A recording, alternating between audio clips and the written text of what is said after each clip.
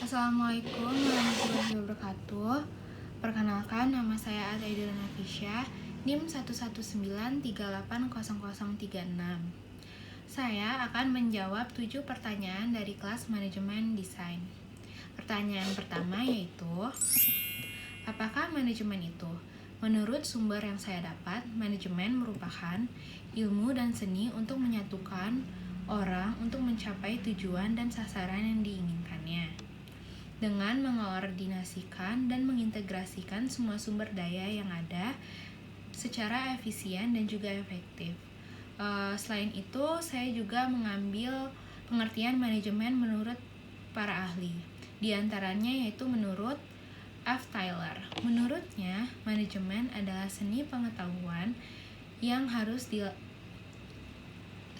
adalah seni untuk mengetahui apa yang harus dilakukan, kapan harus dilakukan, dan melihat bahwa itu dilakukan dengan cara terbaik dan termudah.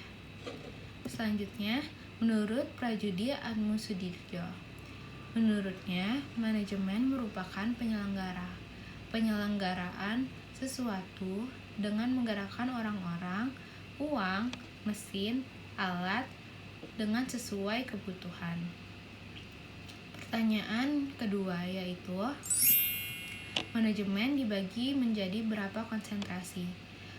Pada manajemen dibagi menjadi konsentrasi, diantaranya yaitu, yang pertama, manajemen sumber daya manusia. Yang kedua, manajemen produksi. Yang ketiga, manajemen pemasaran. Yang keempat, manajemen strategis. Yang kelima, manajemen administrasi. Yang keenam, manajemen keuangan. Dan yang terakhir ada manajemen informasi. Di antara konsentrasi tersebut, saya akan menjelaskan 5 di antaranya. Yang pertama, pada manajemen sumber daya manusia berkaitan dengan pengelolaan sumber daya manusia suatu perusahaan. Selanjutnya, di manajemen produksi. Pada manajemen produksi ini, ilmu manajemennya mengajari kita tentang perencanaan desain. Selanjutnya, manajemen pemasaran.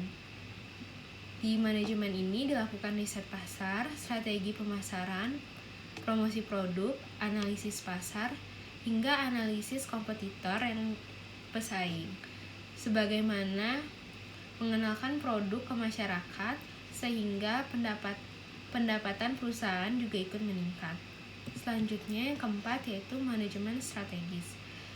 Pada manajemen ini dilakukan penyusunan, penerapan, juga evaluasi berbagai kegiatan perusahaan yang telah dilakukan dan akan dilakukan.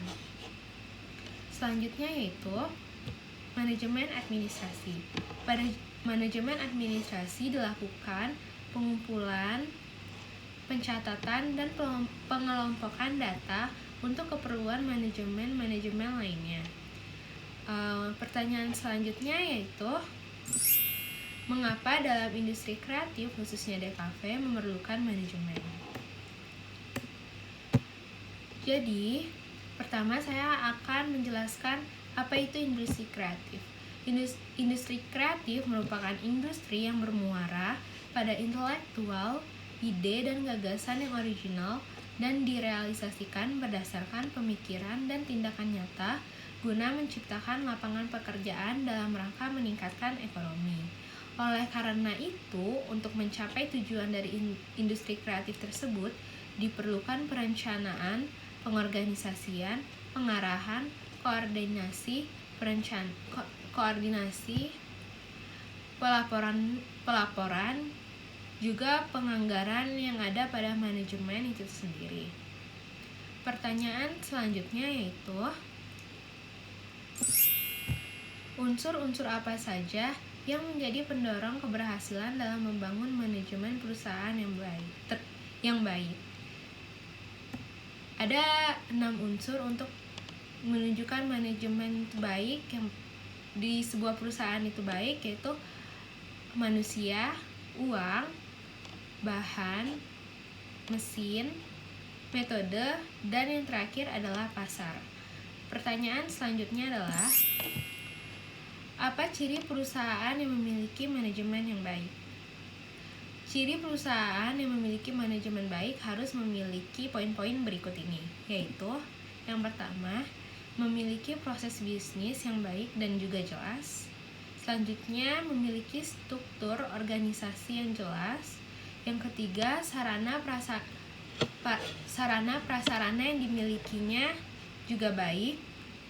Yang keempat, memiliki sistem perusahaan yang efektif. Yang kelima, memiliki komunikasi yang baik. Yang terakhir yaitu memiliki komitmen. Pertanyaan selanjutnya yaitu, apa standar manajemen yang baik itu? Standar manajemen yang baik menurut sumber yang saya dapat dilihat dari ISO 9001. Dari ISO tersebut dinilai sebagai standar terbaik pada manajemen karena standar ini didasarkan pada sejumlah prinsip manajemen, yaitu yang pertama, fokus pelanggan yang dimilikinya itu kuat. Terus memiliki motivasi dan implikasi manajemen yang baik, juga pendekatan proses dan peningkatan berkelanjutan manajemennya. Prinsip-prinsip yang tadi itu dijelaskan secara lebih rinci dalam prinsip manajemen ISO.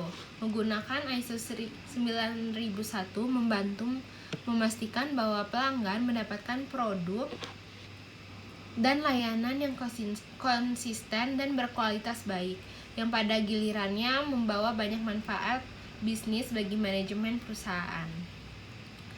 Pertanyaan selanjutnya yaitu, sebutkan 2 contoh perusahaan yang memiliki manajemen yang baik dan ceritakan bagaimana mereka membangunnya. Jadi, saya mengambil 2 perusahaan sebagai contoh, yaitu yang pertama ada Microsoft. Microsoft memiliki sistem manajemen yang baik karena manajemennya dapat dibuktikan dari kemampuannya mempengaruhi dan memberikan dampak pada industri perangkat lunak. Manajemen Microsoft telah secara efektif mencontohkan bagaimana 4 fungsi manajer organisasi seperti dalam hal mengatur, merencanakan, mengendalikan, dan mengarahkan personil perusahaan yang baik dan benar pada perusahaannya. Fungsi manajemen ini telah memungkinkan perusahaan untuk menciptakan dan mempertahankan budaya organisasi yang sehat dan juga kompetitif di dalam perusahaan tersebut. Selanjutnya ada perusahaan Apple. Perusahaan Apple memiliki sistem untuk mendukung kekuatan perusahaannya dengan menempatkan seluruh sumber daya manusia yang ada pada perusahaannya dalam piramida manajemen untuk mendukung pengetahuan yang sudah ada. Mereka memiliki tujuan untuk tidak gagal dalam menjual produknya. Selanjutnya juga mereka mendukung penciptaan pengetahuan baru dalam berteknologi agar bisa diintegrasikan kepada inovasi produk mereka selanjutnya.